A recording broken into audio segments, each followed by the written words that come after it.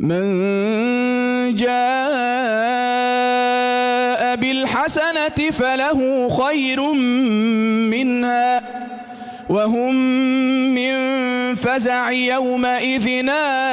آمنون ومن جاء بالسيئة فكبت وجوههم في النار هل تجزون إلا ما كنتم تعملون إنما أمرت أن أعبد رب هذه البلدة الذي حرمها وله كل شيء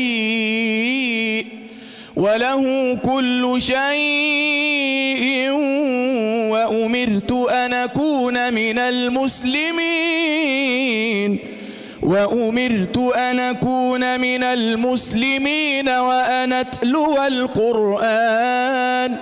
فمن اهتدى فإنما يهتدي لنفسه ومن ضل فقل إنما أنا من المنذرين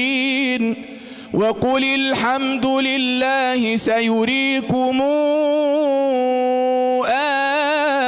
آياته فتعرفونها وما ربك بغافل عما تعملون.